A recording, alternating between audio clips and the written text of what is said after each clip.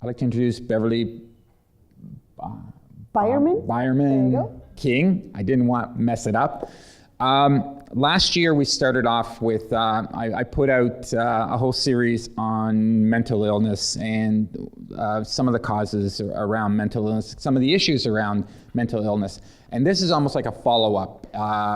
What I identified in that initiative was that stress was a huge problem, and it contributes to so many things in your lives. And we all know that working at York can be rather stressful for a number of reasons. And so we approached the Joint Training Committee earlier this year about putting on sessions to help our members dealing with stress. And so these sessions are funded through the 1702 monies that we get from the employer. So that's another reason we're asking you to sign up, is because we want to show the employer that there is interest. So hopefully in the future we can do other initiatives along this line. But again, stress is a huge problem, and we thought anything that can help you guys would be a benefit. So without further ado, Beverly, it's all yours. Wonderful, thank you. Oh, wonderful. So good afternoon, everyone. My name is Beverly. We're going to be talking about harnessing your energy. So I understand that you've done some other workshops around stress. We're going to take that a little bit further. How do you get your energy back when you get that slump? How do you get your energy back when you're worn out, when you're tired out, when you're frustrated? And how do you use that energy to be able to build your resiliency? So we're going to have some fun. I have some game shows that we're going to play. I have some questions that I'm going to ask. If you don't want to answer me, stare right into my eyes. Because the first person that looks away turns to the person beside them, checks their notebooks, or does any of those kinds of things, is usually the first person that I pick on. I don't pick on anybody. We're just going to have some fun. We're going to learn from each other and kind of enjoy each other's company. We're going to be talking about tips and strategies, okay? So as we go through. So up here I have my stress thermometer. And my stress thermometer goes all the way from going to explode down to mind numbing. Where have you been over the last couple of weeks? So I want you to think about the last 2 weeks of your life, all of the things that have been going on, Canada Day celebrations, all kinds of things that have been happening. Where would you put your stress level? How many of you are kind of near the top of my thermometer? You're in that going to explode crisis kind of area? Couple? Okay. How many of you would be in my bottom end of that scale?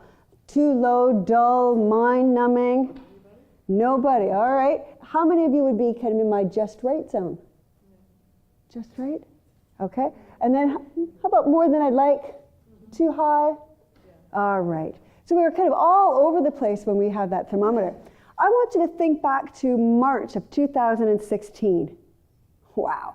It's a long time ago. Last year, kids are still here, students are still here, all the things that are going on, projects, all those things that you're trying to wrap up, where would your stress level be? How many of you would say your stress level was higher?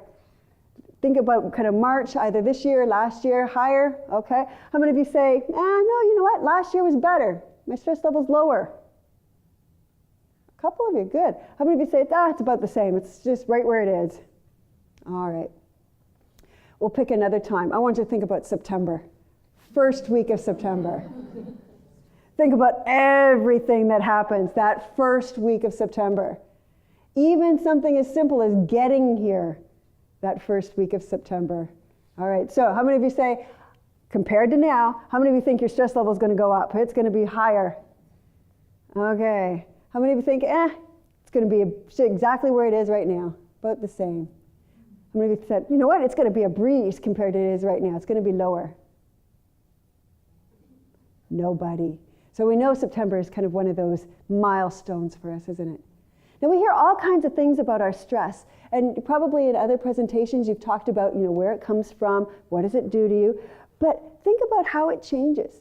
How many of you it changes kind of, you can look back 5 years ago, 10 years ago, different stages in your life, and there were certain stages in your life where it was higher, other stages where maybe it wasn't quite so high. Can you see that kind of rhythm?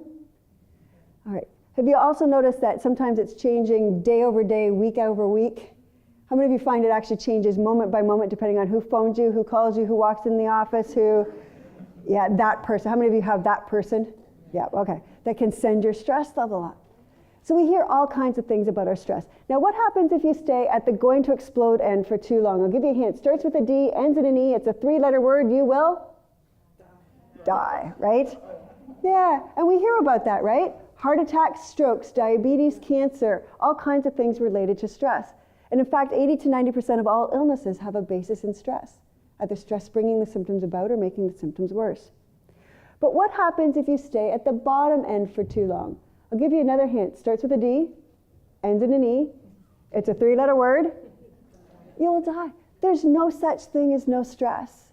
And I think that's a concept that many people need to get their head around, because often we look at our life and we think, my life will be happier if I didn't have any stress in it. You know, if we could get rid of all of our stress, then we wouldn't be having kind of all these challenges and issues. But being down here at the bottom end isn't what we're trying to strive for. Down here means there's no reason to get up in the morning. There's no connection to the people around you. There's no motivation. You're verging on depression and suicide. Disengagement, that's not where we want to be. We want to find a way to live in that middle range, right? Where we have just enough stress to keep life challenging and motivating and exciting, but not so much that it's causing you to get sick and taking you away from the kinds of things you want to be doing. And so we need to find that happy medium where we kind of have the energy to be able to do the things that we want to do. All right. So there are 6 stages in stress management. What is it? What are the things that are causing your stress? How is it impacting you? What tools do you have available to be able to deal with that? What tools do you need in order to deal with the things that are coming along? What plan do you put in place, and then how do you actually follow through on that plan? So when we look at that kind of steps overall, my big goal is to get to number 5. And my big thing is, okay, most of us have heard all kinds of different things related to stress. And some things are new, and some things it's new research and new things that come out. A lot of the stuff, it's sage-old advice that we've heard from, ancestors long ago. Doesn't mean we always do stuff with it, right? How many of you have heard things that you should probably act on and do and follow, but you often don't do it because there's no time? All those kind of wonderful excuses that we can come up with. So my goal for you is to get to the planning stage so that you can get into the acting stage. And I have what I call the SOS approach. And so I'll talk a little bit more about that SOS approach, but what that does is it helps us to find a way to live healthy. So we use the word health quite a bit in the same way that we use the word stress quite often. So let's talk about health. What does health look like for you, or what would a definition of health be for you? What do you think of when you hear the word health? My mental and physical well-being. So your mental and physical well-being, the two of those things together, perfect. Nutrition. So am I eating in a way that's going to keep me on a good path, right? Good. What else do you think of? Being active, being able to do the things I want to do. Good. Wholeness of feeling whole. Feeling whole, I like that. Feeling kind of put together, right? Coping with the crap that comes your way. Yeah, I like coping with the crap, because there's always stuff that we have to deal with, right? Absolutely. And so health, being able to deal with that. And I like that one. That's a good one for me to kind of build on. Because for me, a definition is being able to live your life without feeling overwhelmed.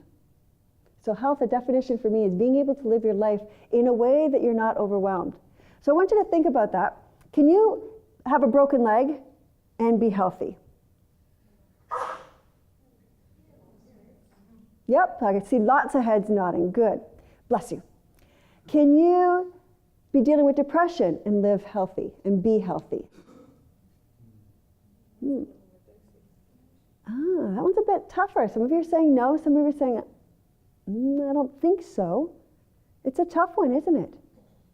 So let's go back to the person with the broken leg. You can have a broken leg and you can be getting around okay, and you can still go to school, or you can still do your job, able to kind of take care of your family and be very healthy. Not overwhelmed at all, inconvenienced, but not overwhelmed. But then there's some people who have a broken leg and it's devastating, isn't it? It's the worst thing that could happen. Think of an elite athlete who breaks their leg before the race that they've just spent 4 years training for. How devastating that could be. How overwhelmed they would feel. How their purpose is gone, isn't it? So that could lead them to not be healthy. In the same way when we talk about depression, and I'm really glad that you brought the physical and the mental together. Because somebody who's dealing with depression, we know they can struggle, right? There can be all kinds of obstacles, difficulties, finding the right medication, finding the right support system, getting everything under control. But then there are some people who are dealing with depression who've come through to the other side who are, their depression is really well managed. And they have a regime, they have coping strategies, and they may have breakthroughs, but they see them as breakthroughs. They don't see them as encompassing their entire life. And so they're able to kind of live their life the way that they would like to lead it. So they're not overwhelmed. Does that make sense? And so I like that definition because it can be changing. It can kind of moment to moment, but overall, we can lead to that being a life that's not overwhelmed. So my next word up there is resiliency. So what do you think of when you think of the word resilient? Because we talk about that. That's kind of our new thing. It's not necessarily stress management skills anymore. It's resiliency. It's resiliency skills. So what do you think of when you think of the word resiliency? Yeah. Being able to get back into usual way of doing things after something's happened. Okay, so there's been some sort of incident and you're able to move into being able to manage that and move kind of forward in some sort of way. Good, okay. Back on this side. Yeah. When I think of that, I think it's the point where you are able to handle situations before they become overwhelming. Okay. So your resiliency it enables you not to let things go to the next step. Okay. So resiliency, so you kind of picture it like a tool belt that helps in prevention in a lot of ways, or even minimizing. So it still may help, but... Minimizing, yes. Okay. So you don't go to the next step, which is what you said previously, that we're overwhelmed. Good, okay, I like that. What were you going to say? Positive outlook. An outlook. So our outlook is definitely impacted, right, by our skills and our resiliency. Somebody in here had their hand up. There we go. Not easily perturbed or imperturbability. Okay, perturbed, anxious, frustrated, upset, all of those words, right? Good, good. Anybody picture a ball? When you think of something being resilient, for me, I think of the word bounce. Yeah, it comes to mind too? Perfect. So for me, when I think of resiliency, I think about that Indian rubber ball that you used to play with as a kid, and you could whip it up against the wall, and it would come back. And so for me, it's that ability to come back. But not just come back and bounce, not just get through the situation. For me, resiliency is being able to deal with that challenge, get through it, muck through it in whatever way, but you're different on the other side, aren't you? And so kind of building on what you're saying, not just that you go back to your routine, but you've grown. You've got experience. You've got tools that you can use the next time, so you've grown from that. And so it's being able to move from a situation, through a situation, forward into the next kind of thing that you're experiencing. And so resiliency is really those skills, those virtues that allow us to be able to live our life in that way. How many of you had children, no children, were a child at one point? Now, I'd say so it's easier for us to have children and remember these experiences because not many of us actually remember learning how to walk. So for those of you that have watched nieces and nephews and children around you learning how to walk, they are the epitome of resilience, aren't they? Give me one of these. Yeah. Do you know why I say that? Yeah. Because they what? Step, step, step, fall. Step, step, step, fall. Step, they get right back up and go. And they get right back up again. And yeah. They don't fall so much anymore. And they bonk their head and they end up with a goose egg and they cry, but then they shake it off and the next moment they can be laughing because, the cat did something funny or whatever.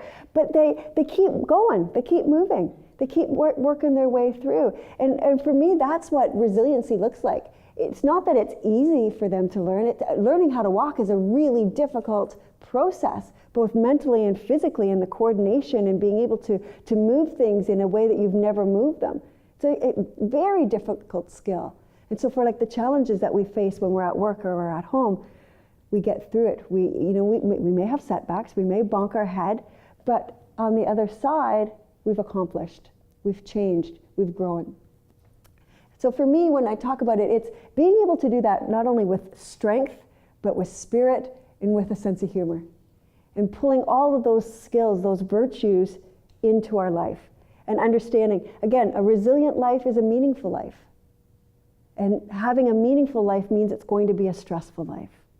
Because we're only stressed out about the things that matter, the things that mean something. We don't stress about the things that don't matter. We stress about the things that do matter. And so when we're stressed out, it's because it matters to us. And so by being resilient, we can work through it. We can get to the other side. We become changed in who we are. All right. Resiliency, and I want to build a little bit on what you were saying. It's not just about a skill set to get us through this moment, though, is it? It's about those skills that help us to live a life that's full and a life that's flourishing. And yes, we're going to meet those challenges along the way. So it's not to get rid of all of the challenges. You know, being resilient means that you didn't have to do any work, but it means that you have the skills to be able to get through those challenges. And so really that's what we're looking at, being able to build.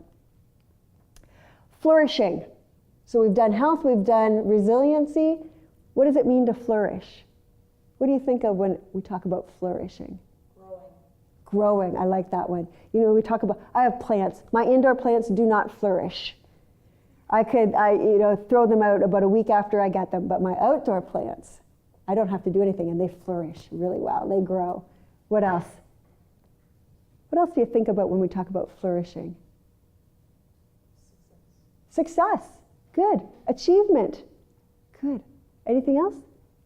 You're using your full range of abilities are getting extended, weaknesses are even being transmuted into strengths, and a very strong sense of fulfilling your mission in life. Good. There's passion, there's energy, there's power. There's power in being able to use our skills and moving towards excellence in who we are. It's becoming who we are meant to become, right? It's being able to utilize all those things. So I really like that word flourishing, because it's the reason we do this is to be able to grow, to be able to achieve, to be able to be successful and happy and all of those wonderful things. All right.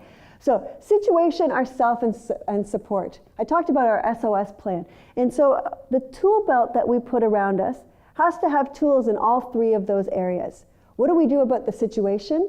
How do we take care of ourselves? And who's there to support us? And over the next 4 topics, or the 4 topics that we're going to be dealing with, we're going to be touching on all 3 of those areas. Today is really focused on the O. How do we make ourselves resilient? And what are the skills? And what are the tips and strategies? And so we're going to talk about 2 parts. What do we do to re-energize ourselves? And what do we do to recover our energy? Both of those, okay? So let's talk about some of those simple ways. We're going to talk about 9 simple things that we can do. 10 simple things. We'll do 10. 10 simple things that you can do, and we'll kind of work our way through them. So I have these things that I call cooler back to school, which I think is really cool since we're in a lecture theater. So cooler back to school. What is the easiest way to break your stress response? Take a break. Even easier than taking a break. Deep breath. Breathing. How many of you would go with deep breathing? Good answer. Good answer. So good for me. Fastest, easiest, best thing that you can do to relieve your stress as quickly as possible. We call it our body's manual override, because the ability to take in oxygen releases all kinds of neurotransmitters, and we could go into the science with that, but it helps us to refocus. It brings about creativity so that we can problem solve. It helps to relax our muscles, all kinds of wonderful things that can happen just by taking in more oxygen than we normally do. Most of us only breathe from the top third of our lungs, so we want to expand that. We want to use more of our lung capacity, doing about 5 to 10 deep breaths at a time. So put everything down. Feet flat on the floor, sitting up nice and tall. We're going to experiment with some of these. You can sit or you can stand. Either one. Doesn't matter for this one. He's all ready to go. That's all right. I want you to put one hand underneath your belly button, one hand above your belly button. Yes, you need to show everybody where your belly button is. We're going to breathe in 3 parts. We're going to fill the bottom, fill the middle, fill the top, release the top, release the middle, release the bottom. We're going to go and do 3 breaths. In through our nose, out through our nose, okay? So just follow along with me. Ready? Going in, in, in, and out, out, all the way out. And in,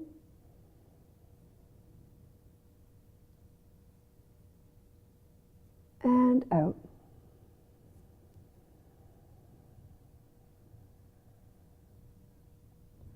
And in,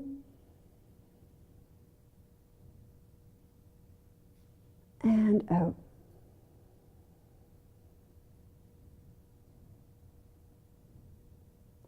Wonderful. How many of you could feel your shoulders relaxing a little bit? Yeah, good. Anybody feel a little bit dizzy or lightheaded? Couple people in the room? Yeah, that's a cue that you probably do breathe from the top third of your lungs, and all of a sudden you got this whole waft of oxygen and your body went, woo!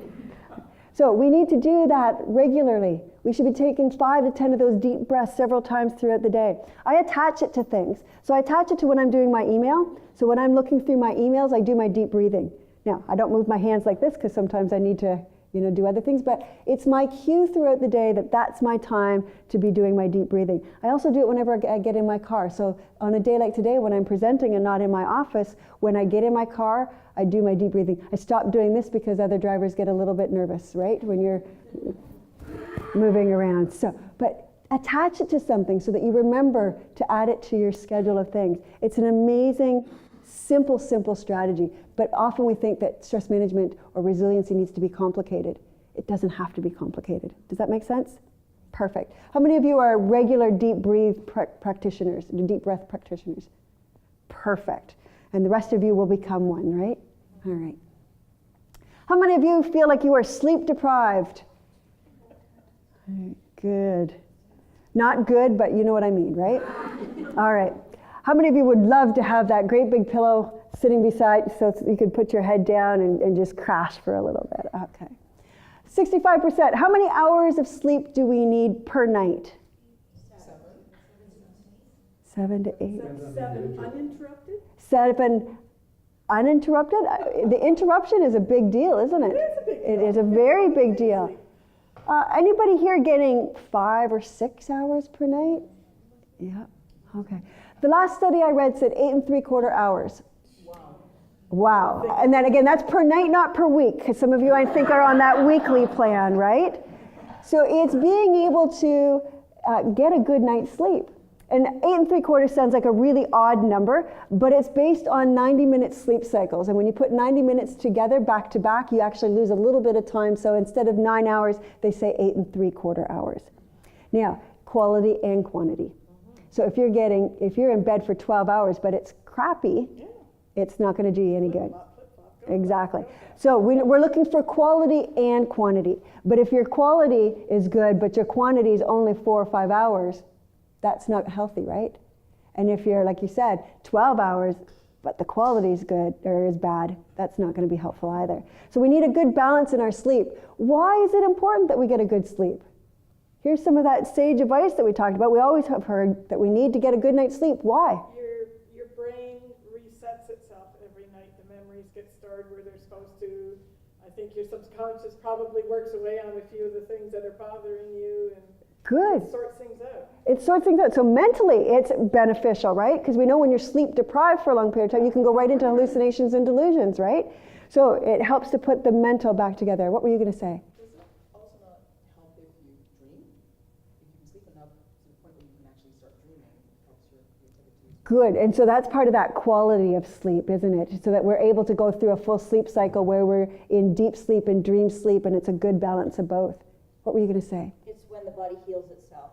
Absolutely. So not only mentally, but physically, that's when our body puts itself back together. And if you're not sleeping long enough or getting the right kind of sleep, then your body and your mind aren't going to be as healthy and as resilient as they need to be. So we need to spend some time on that. And we do that with kids, don't we? You know, we give them a bedtime routine. And we know when they don't follow that bedtime routine, they're like spinning the next day. They're explosive. So we need to make sure that we're following a bedtime routine for ourselves. All right. If you're sleeping properly, you will have most of your energy first thing in the morning. You will have the least amount in the middle of the afternoon. How many of you can recognize that time frame? This is part of that time frame. It's that 1 to 3 o'clock. Yeah, if I stopped talking, how many of you it would take like less than 30 seconds to fall asleep? Yeah. It's when we do the head bobs, all kinds of things. And so this is really important because what happens when you hit that dip in the middle of the afternoon? What do we often go for? Coffee, chocolate, sugar. So, and then we get on this roller coaster, don't we? And so we need to find ways of being able to manage our energy cycles. A long time ago when we were cavemen and cavewomen, we had a rhythm to life, but we've lost that rhythm. You know, cavemen and cavewomen, you got up in the morning, you went for a hunt, you killed the beast, you ate it for lunch, and you had a nap. Yeah. And that's what life was all about. But now we get up in the morning, we're late for work, we've got to fight traffic to get here. By the time we get there, there's this meeting and that meeting, there's this report and that report. Our computer crashes in the middle of the afternoon. We've got to get home, we've got to get the kids off to whatever activity. And when we get home, we're way up here. How many of you kind of feel like that's the trajectory of your day? It just seems to keep building, and then you crash. And then it builds and builds and builds and builds, and then you crash. And so we need to have a better rhythm to our life. And part of being resilient is building in that rhythm. How many of you have had your coworkers, your colleagues, your friends, your family members, or even yourself wear this badge of honor? I was so busy today that I didn't even have time to go pee. I know, some of you are, I don't want to put my hand up, but yeah. How many of you, I was so busy today that I didn't even have time for lunch. I was so busy today that I didn't even have time to stand up or sit down. Yeah, depending on the role that you have. That's a sign that we've lost that rhythm, isn't it? And so we need to get that rhythm back. This scale, you have most of your energy first thing in the morning. That's when you should really be looking at doing the most difficult things. This is when conflict management should happen. This is when problem solving. This is when you're doing those things that require your focus. Some of you can organize your day that way. Some of you, that may not be a reality. The afternoon, that's the time when you do things such as, putting stuff away and organizing and not making major decisions. But often I go into corporations, and this is when they have their brainstorming. Let's set the vision and mission and strategy for the next 5 years and see, and this is when we're going to have our team meeting and discuss all of our problems, when most people can barely get their head off the table, right? And so look at the way that you kind of manage your energy. Look for the things that can give you that rhythm as opposed to the caffeines and the chocolates. Getting outside for a light break. This is a beautiful time of year, but it's just as important when it's storming as it is when it's nice and sunny out. Drinking a glass of cool water. Rehydrate yourself as a way of also boosting that energy. So look for all of those kinds of things that will help you to kind of re-energize throughout the day. Practice the art of recovery. What do you do to recover? What is that? What are some of these things that give you rhythm, that give you recovery? What do you do? What are some of your techniques? Not a darn thing. You think, yeah. Oh, perfect. You go and meditate. That's a beautiful way. Yeah, some of you think about meditation and go, oh my gosh, I don't want to sit there going, That would be the last thing you would choose. So there's lots of other ways. It's a wonderful way to bring everything back into focus, isn't it? Good. Go for a walk. Excellent. Oh, I'm going to go this way. I'll go this. Read a book. Perfect. Reading a book is one of the, they say even 6 minutes of reading can significantly lower your stress level. Unless you're reading a textbook for that class that you're studying for, right? Okay. What were you going to say? Have a drink. Water is an excellent suggestion. Yeah, there's lots of different things that we can do. And there's some things that are more on the positive and legal side of things, and then there's some things that are not so positive, and some things that are not so legal as well, right? But the art of recovery, looking for those things that are going to take it from up here to down here. Cool or back to school? What percentage of our Canadian diet is made up of processed foods? You've got a number in mind? All right. 71, let's see. Nope. 62. Okay, I heard a couple of different things. So I heard the 47. Nope. 62. Think it's 62. How many are going to go with the 62 over the 23? Yep, all right, let's see. Oh, where'd my mouse go? There it is. Oh, hang on. You have to hear this. There's got to be a reinforcement in here somewhere. Perfect. All right. So 62% of our diet is made up of processed foods. Think about that. You know, that we've gotten rid of kind of the raw foods, that we've done all those kinds of things, right? So we need to look at how we put that together. Anybody know what GIGO stands for? Get it to go. Never heard that, but that's amazing. Which would be the opposite of what I just said, but Oh, it's garbage in, garbage out. garbage in, garbage out. I love that. Remind me at the end that I need to write that down. All right. Yeah, you know, if you're not putting good things in, you're not going to have the energy to be able to be resilient.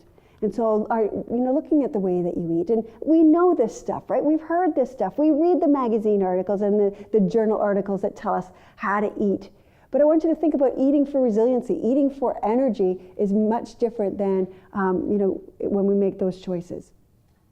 All right, cooler back to school. What is our average sugar consumption per person per year? All right, so per person per year. What do you got here? I heard 126. 73. 48. Oh, wow. 151 pounds per person per year is our average consumption. So I want you to think about that sugar that's hidden in foods when they're processed, right? To make them taste good. And so even though we may think that we're eating okay, but it's hidden in a lot of stuff. And we've gone over the last 2 centuries from 4 pounds to 151 pounds. Think about how long it takes for our bodies to evolve. We have not evolved to keep up with that kind of a diet, and so that's why we're having a lot of these issues. All right, so it's recommended 9.5 teaspoons, and we're having on average, 22. Our teenagers, 32. Now, that number is slowly changing for our teenagers for the better, because there's a lot more awareness around pop, soda. And so we're seeing some changes in those numbers, and I hope that we continue to see more changes in those numbers. Stretching exercises. All right, I want everybody to stand up, find a spot that you can claim as your own. Feel free to use the aisleways or the front or the sides, anything that kind of gives you some space. If you're sitting beside a friend, make sure that there's at least one seat in between you. That way you're not going to bonk heads or anything silly like that. All right, how many of you, when you get stressed out tight, you feel it in neck and shoulders? Yes? Okay, so we're going to do a couple neck and shoulder ones. I want you to stand with your feet shoulder width apart. Your knees are slightly bent. Your arms are hanging comfortably down at your side. The very first one that we're going to do is for our neck. You are going to take your chin and look over your right shoulder. That would be the other right for some of you. There you go. And then slowly back to the middle, looking over your left shoulder. And back to the middle. Now what we want to do is we want to keep our shoulders level. So our shoulders don't come up. Our ear is going to come down to our shoulder. So you're going to drop your right ear down to your right shoulder. Do not let you're wondering where I was going. I got you. So your right ear to your right shoulder. So don't pull up. Keep those shoulders nice and relaxed. Tilting your head over to the side, let that stretch through, let those arms hang. And back up. Left ear to left shoulder.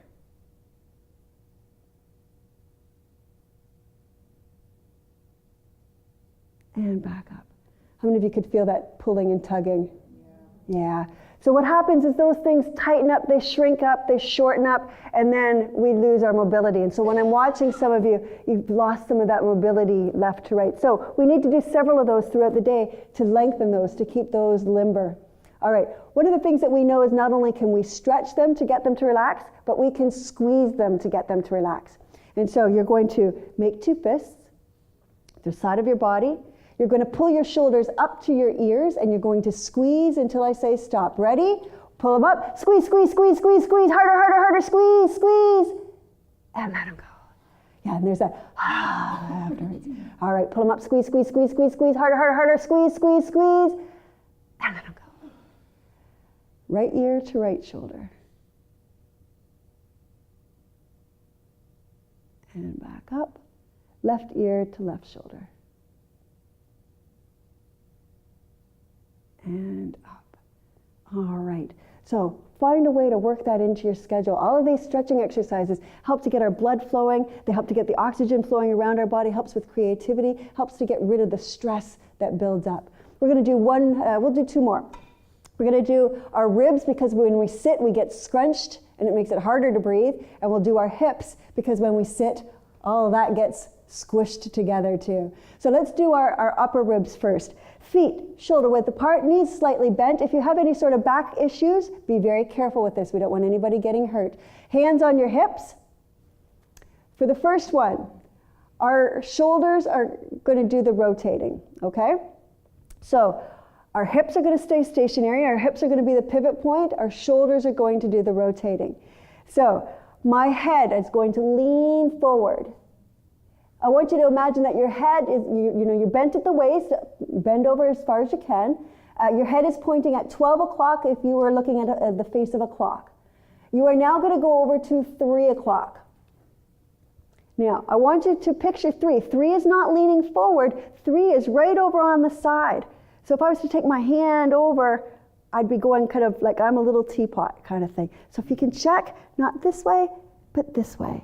Okay, so over this side. So 3 o'clock, go back to 6 o'clock. Oh, crunch, crunch, crunch. And then to 9 o'clock. Again, feel that stretch throughout your ribs. Feel that kind of all the way through there. And then to 12 o'clock. And come over at 12. Good. Go the other way. 12, 9, 6, 3, and back to 12. Excellent. Now, you should be able to feel that in here, right?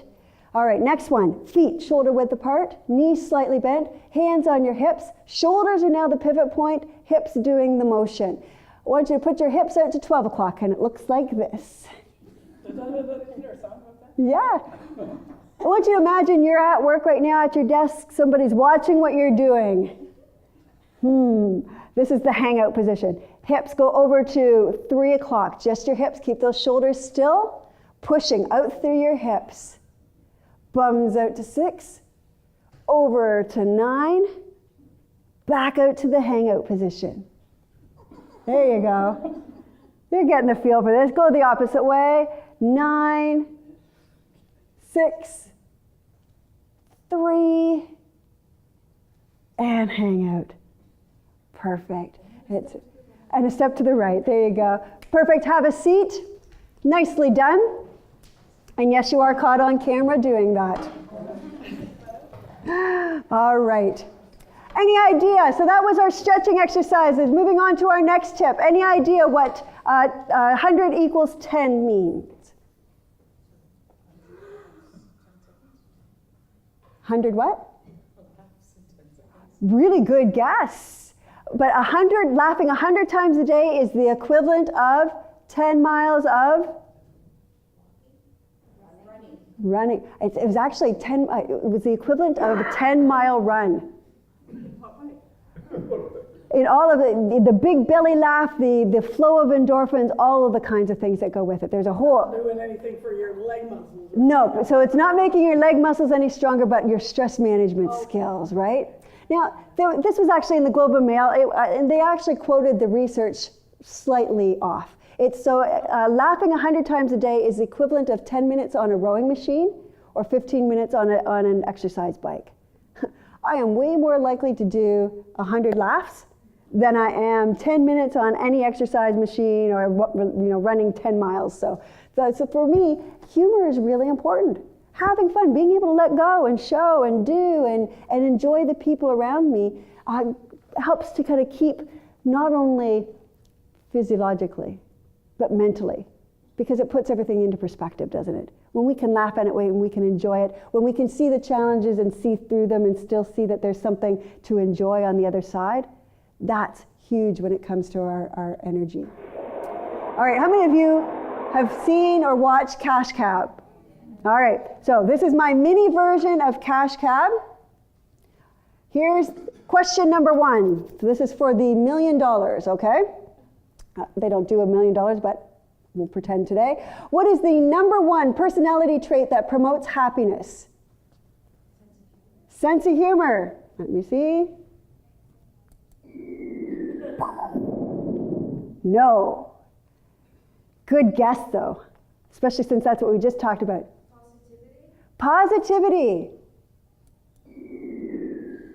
Strike 2. Who is brave enough to do the third guess? It's a very simple one. A personality trait that promotes happiness. Let's try. That was a good guess. Get out of my cab. There you go. All right. What it is. Again, thank you for playing, and thank you for being the third guess, because that's always a tough place to be. It is, there we go, gratitude. How simple can that be? To say please, to say thank you, to appreciate the things that you've been blessed with, to appreciate how far you've come on your challenges, the people that have helped you out along the way. And so when they look at happiness, gratitude is the number 1 personality trait related to people being happy. And it's one that we have control over. How many of you do a gratitude journal? A gratitude journal? Just even writing down. Yeah. So think about those things. Even the way that you do it on social media, you can do, on your Facebook. Today I'm thankful for. What a wonderful way to kind of be infectious to other people, to show that, even when things are challenging, doesn't mean that your life's perfect. When you say, hey, I'm thankful for this, doesn't mean to say, I've got everything, but hey, I'm thankful for what I do have. I'm even thankful that I have 2 boys that fight all the time. I'm not always that thankful, but just being grateful for the things that are around us. All right, being grateful and our sense of humor both play into this quote, and this quote for me is one of my favorite ones. It says, what the caterpillar calls the end of the world, the master calls a butterfly. And it's about life perspective, isn't it? Our sense of humor and being grateful is part of our perspective. And when we want to build our resiliency, when we're trying to harness that energy, our perspective can rule all of those things, right? And we've seen that. We've seen where 2 people have gone through a difficult situation and how one is twisted in a knot and the other one goes, no big deal, let's just get through it, right? And so our perspective on who we are, what skills we have, what our purpose is, all of those things matter. So now what? What do you do with all of this? This is one out of 4 series of workshops that we're doing, but this was just talking about some simple things that you have control over, some simple things that you can do to build up your resiliency. There's lots of other ones that we'll talk along the way, but those 10, actually we've only covered 9, but those 9 will take you a long way when it comes to leading that full and flourishing life. Are there any questions before I wrap this up? Which one has been your favorite one so far? Exercising, the stretching ones. What were you saying up there? Gratitude.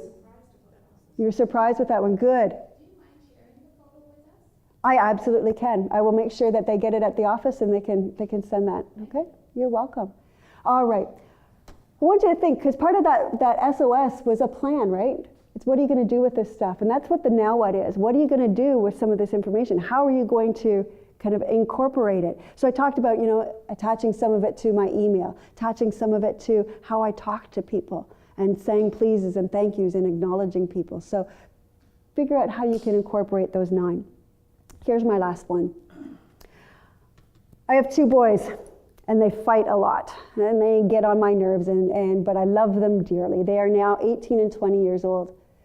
But I remember that day, and it was in August, and they were little, and I was picking them up from daycare, and it was hot, and it was humid, and I was in a terrible mood. It had been a really tough day. And all I wanted to do was to pick them up and get home and get on with the things that we had to do when we were at home. And so I picked up the two boys, and from the back seat I heard, "Mommy, guess what?" And I cringed.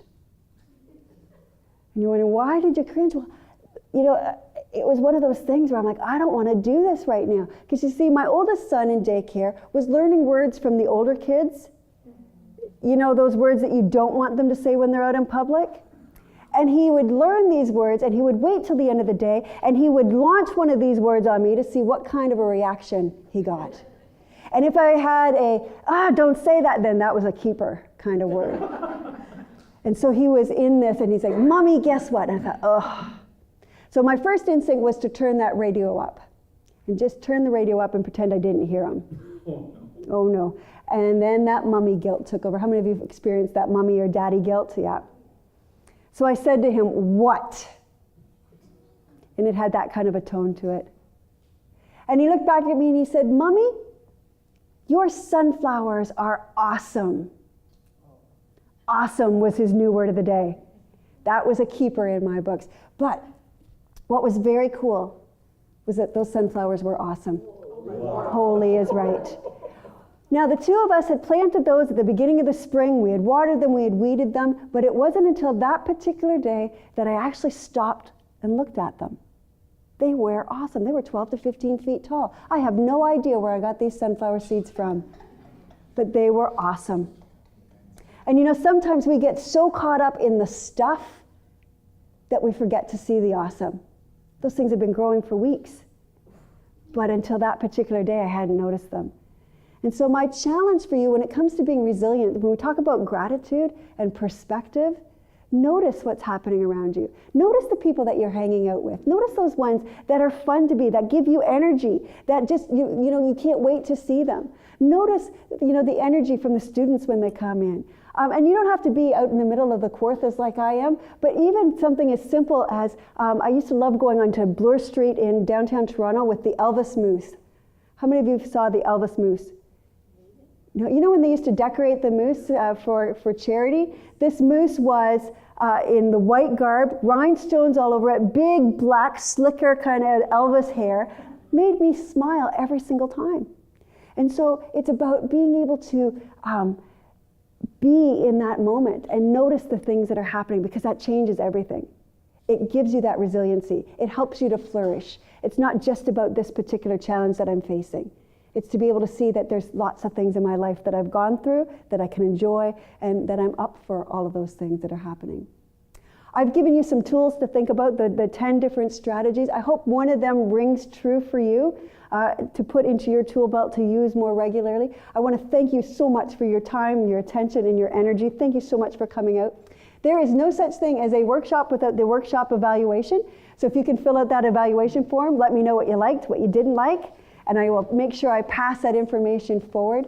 And I hope I get to see most of you on Thursday. And coming out, and we'll be talking about kind of, I think Thursdays around connection and social connection. Perfect. I'm going to pass it over. I want to thank Beverly.